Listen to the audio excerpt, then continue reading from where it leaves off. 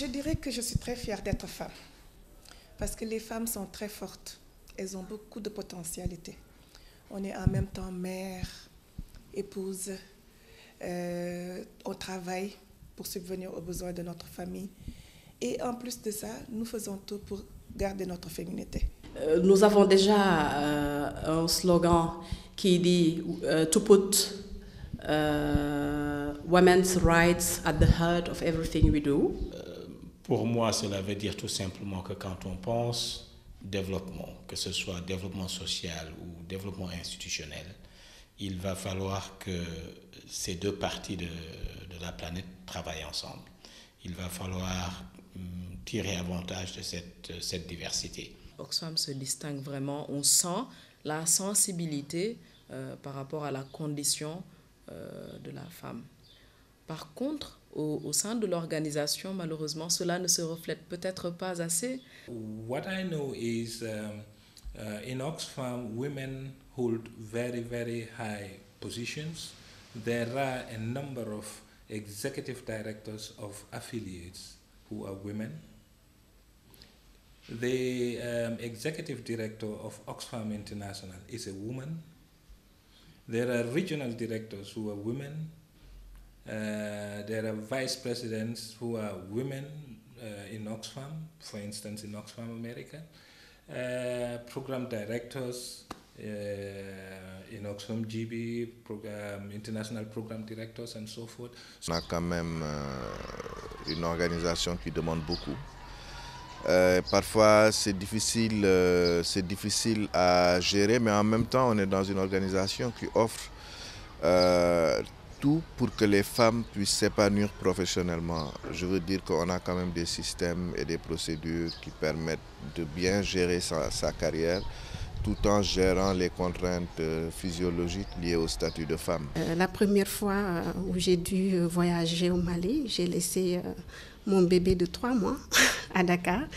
Et ça a été 4 jours vraiment très difficiles.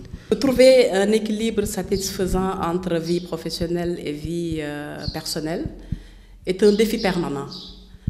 Je me sens bien dans mon rôle de mère travailleuse, mais malgré tout ce qu'il y a comme sacrifice, j'aurais bien aimé avoir un travail partiel pour me permettre d'avoir plus de temps avec mes enfants, car je joue le rôle de père et de mère en même temps, étant donné que mon mari est à l'étranger pour les besoins de son travail. On voit très très rarement une promotion de femmes. Pour qu'une femme soit promue, elle a besoin de faire le double de ce que l'on fait. Et puis aussi, les difficultés que nous rencontrons souvent, c'est les clichés qu'on reçoit des collègues hommes. Parce que chaque fois qu'ils nous trouvent, nos femmes rassemblées, pour eux, c'est des discussions inutiles qui portent sur les vêtements, les coiffures, etc. Et quand tu restes dans ton poste en train de travailler tard, tu les vois souvent partir et ils te balancent. Toi, là, tu ne rentres pas, tu ne peux pas aller t'occuper de ton mari ou de tes enfants. Donc, on ne sait pas. Mais quelquefois, c'est frustrant. Le leadership est plutôt du côté masculin. La majorité du RLT, du RMT est constituée d'hommes. Je pense que ça ne reflète pas peut-être assez la mentalité Oxfam. Au-delà même des recrutements, comment nous pouvons mettre à jour certaines politiques, certaines opportunités qu'on pourrait peut-être offrir aux femmes à Oxfam.